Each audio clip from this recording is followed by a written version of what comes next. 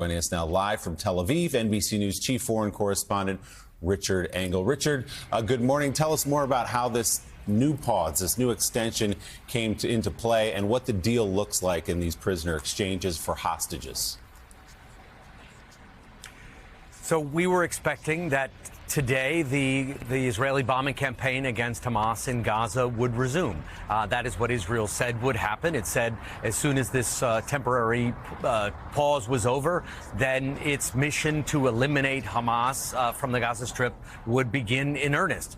But in the 11th hour, as there were just a few hours remaining for this temporary truce, Qatar and Egypt announced that there had been an extension, and then Hamas also said that there had been this extension under the same terms, which means that for every one hostage that is released, there will be 3 Palestinian prisoners released from Israeli jails. So we're expecting to see 10, perhaps more than 10 released today by Hamas, and then another 10 tomorrow.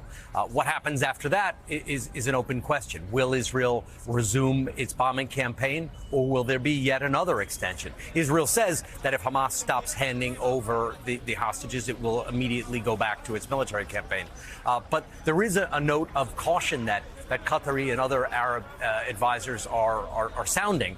They are saying that it is not just Hamas that is holding hostages. There are dozens of other hostages being held by other militant groups inside Gaza.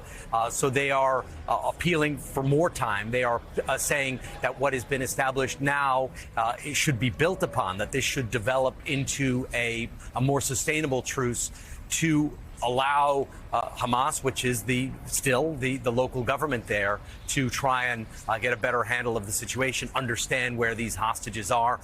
Israel's concerned that Hamas is just playing for time and wants to keep the pressure on. So we think we know what might happen for the next 48 hours with this deal extending, and that it's a completely open question what happens after that.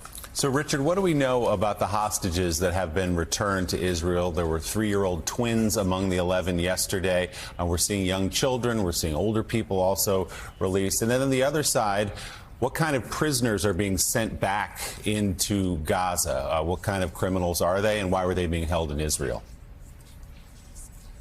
So there's so far from Gaza, it has been just women and children.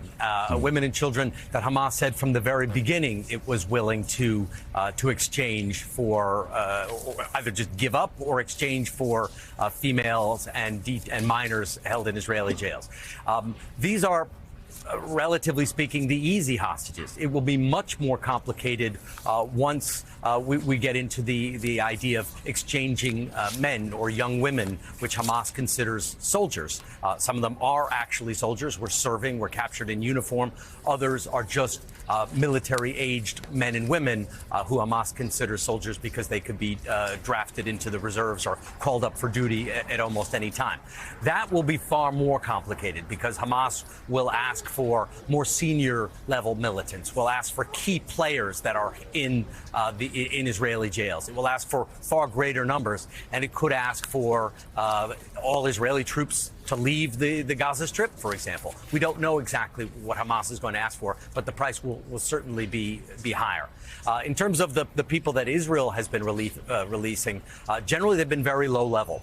These have been not people who are militant leaders by any stretch of the imagination. They were people who are held for quite minor offenses. Some of them have only been in custody for a short amount of time.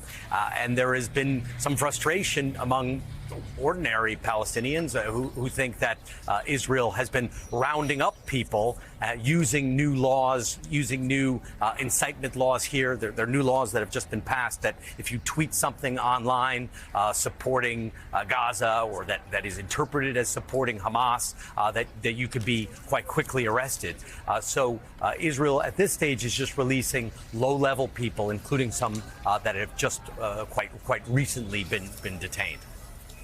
NBC News chief foreign correspondent Richard Engel in Tel Aviv again for us today. Richard, thanks so much. We always appreciate it.